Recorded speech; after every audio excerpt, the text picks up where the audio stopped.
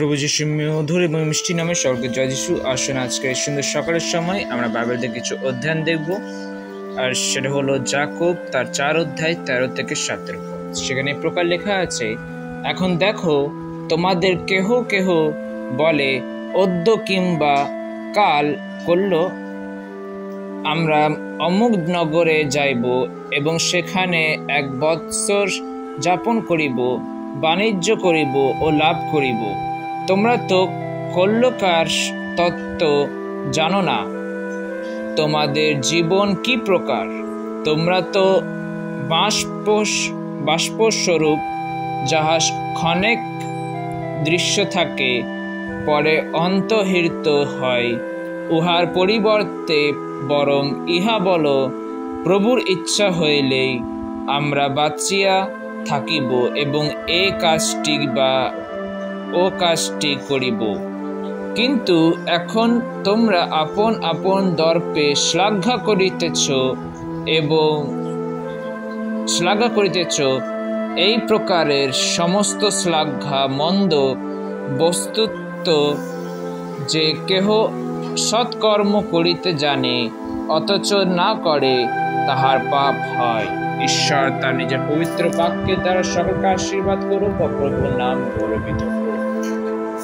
আমার প্রিয় বন্ধুরা, এই সুন্দর সকালের সময় ঈশ্বর তার নিজের পবিত্র বাক্যের দ্বারা আমাদের সাথে একটা কথা বলতে চাইছে, যে কালকের বিষয়ে কোনোদিনও ঘমণ্ড করো না, অহংকার করো না। কারণ আমরা জানি না যে কালকে কি হবে, তাই নয়?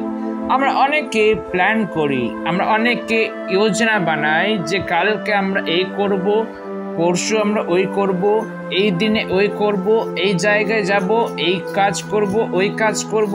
আমরা অনেক প্ল্যান করতে থাকি, কিন্তু আমরা জানি না যে কালকে কি হবে, যে আমরা অমুক তমুক দিনে আমরা এই কাজ করব, তাই নয় কি?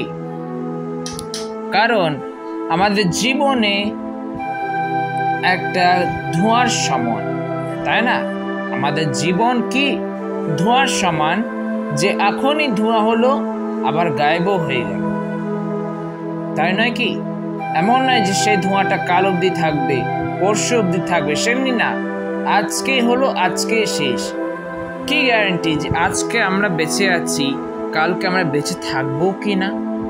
তাই বলে ঈশ্বর তার নিজের পবিত্র বাক্যের দ্বারাই বলছে যে তোমরা নিজের জীবনের প্রতি ঘমণ্ড করো, আর এই সমস্ত জিনিস কি মন্দ। আর যারা জানে কি ভালো করতে কিন্তু করে না, তারা কি করে? পাপ করে, তাই নয়? আমার মনে হচ্ছে যে আমি জানি যে আমি ওই কাজটা যদি করি সেটার জন্য মানুষের পক্ষে ভালো, কিন্তু আমরা কি করি না সে কাজটাকে। তাই বলে ঈশ্বরকে একটা বলতে চাইছে যে তার নিজের পবিত্র বাক্যের দ্বারা, যে আমাদেরকে নিজের জীবনের প্রতি ঘমণ্ড করা উচিত না। এই সুন্দর বাক্যের দ্বারা ঈশ্বর সকলকে আশীর্বাদ করুক, প্রভুর নাম গৌরবিত হোক। সকলকে জয় যিশু।